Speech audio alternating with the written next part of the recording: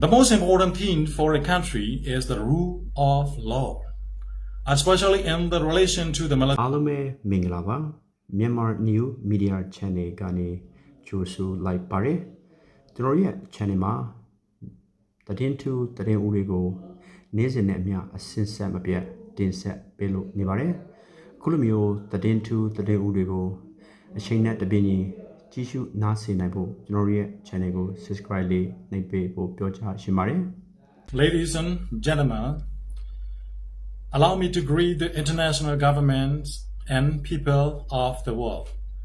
My name is Nimyuzin. I'm a former military officer who served in the Myanmar army for 12 years. I'm also a former political prisoner who was repeatedly arrested and imprisoned. I was in prison for 3.5 years and served over 8 months of a 2 years house arrest sentence. I recently was able to flee the country and it has now been nearly 3 weeks since I arrived in the liberated border areas. The first thing I would like to inform the international community about is the ethics that must be followed by a military unit in the Myanmar army, which was established after independence in 1948. There are rules. I would like to state some of the most important ethical guidelines Myanmar soldiers are required to follow. These are 10 rules of conduct that soldiers must follow concerning the public. First, be loyal and respectful to the public. Second, protect the lives and property of the public. Third, be polite to the public in harmony with the public. Number 4, always put the interests of the public first. Number 5, avoid mocking the public, physical aggression and intimidation. Number 6, refrain from abusing the public with guns. Number 7, be careful not to interfere in matters that are not related to him. Number 8, prioritize public safety. Don't take advantage of the public. Number 9, whatever you do for the public, whatever you ask, may the public accept it and be satisfied. Number 10, respect the religion of the people, respect cultural customs. At all. It is very important for an army to follow the above code of conduct and ethical guidelines in relation to the people they served. But for the past 2 years, fascist forces have been unjustly arresting, killing, robbing, and raping citizens. Whole villages are being burned down and bombed by fighter jets. These atrocities are war crimes against humanity, on par with the likes of Hitler, Mussolini, Saddam Hussein, and Gaddafi. Tens of thousands of people have fled the war and become homeless. Tens of thousands of people have been brutally arrested, killed, detained, and tortured. Myanmar fascist army acts like a mafia drug lord, acting with impunity and committing various war crimes. The current situation of Myanmar's fascist army has been closely monitored and studied by neighboring countries and international community, including the United Nations.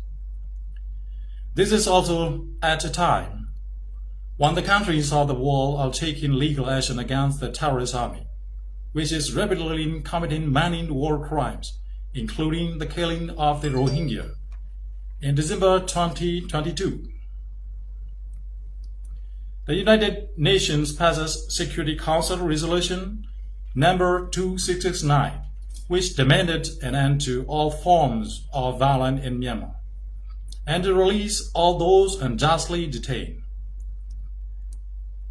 An army must have the rule of law, military discipline, and ethics. and follow the international community's rules. Myanmar fascist army has none of these things. Therefore, our people need a new, professional and disciplined federal army that can fully earn the trust and respect of the people. The current terrorist army has control over some big city and different parts of the country.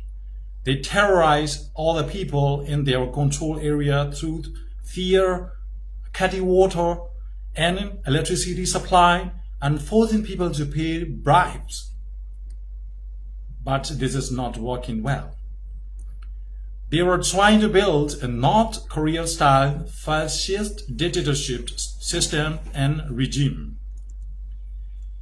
People are terrorized daily by brutal arrest, killing, and bombings. The current regime are war bandits who broke all the rules of war. They loot, kill, and rob their benefactors. It is obvious from the actual conditions on the ground that the situation has deteriorated to untenable conditions.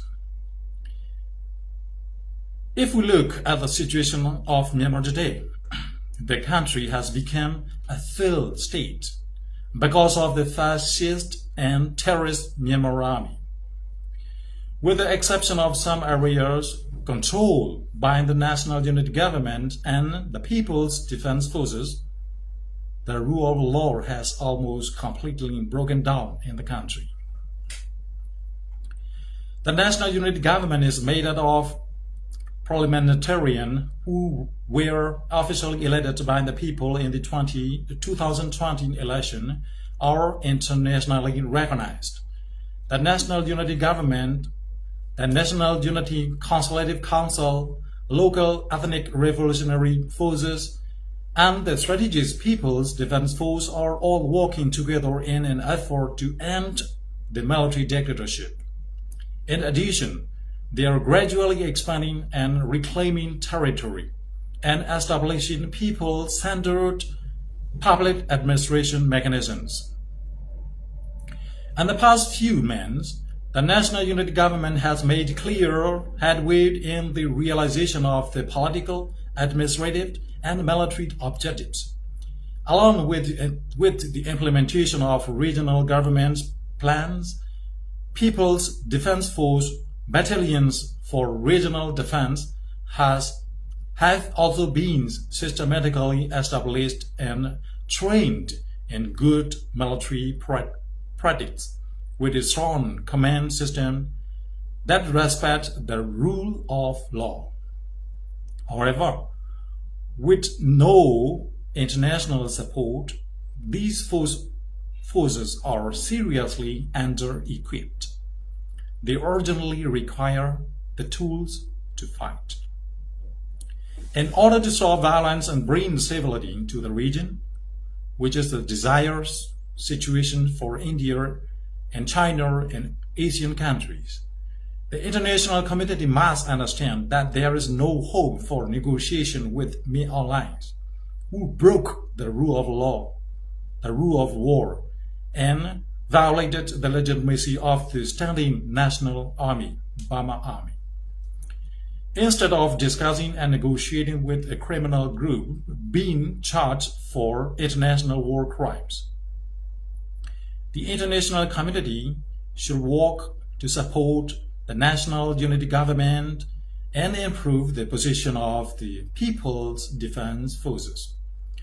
It is time to focus on the formation of a new federal army recognized by international law, one that will unite the country and include the ethnic armed resistance forces. In this way, through the unification, we can end the civil war that has now been going on over 70 years. At the same time, there is an urgent need for the international community to unanimously recognize the National Unity Government as the official interim government. Through the National Unity Government, humanitarian aid can be quickly sent to millions of people who are suffering due to the war. Furthermore, internationally invested businesses can be protected so that they can continue to operate safely. The United Nations Security Council also needs to review its systems.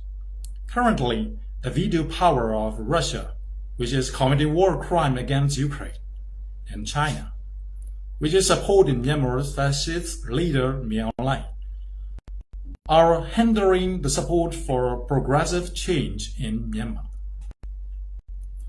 In conclusion, I would like to present that today's conflict is not only an internal problem in Myanmar, like Ukraine. The war in Myanmar affects the international community and is an international problem requiring a global solution. Myanmar is committing war crimes with the support of Russia and China. It's killing and torturing its own people. Today's situation is deep, and it is a serious global problem affecting the region's stability. Action must be taken quickly and in accordance with international law. Urgent support for the People Defense Forces is required. Most importantly, we need modern military assistance, including anti-aircraft weaponry and air defense systems.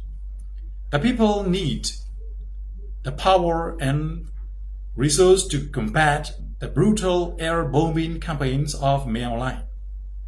Air power is the main strength of Myanmar, and if we can take that power away, we will have a chance for freedom and to establish a new federal democratic union. That's all. Thank you.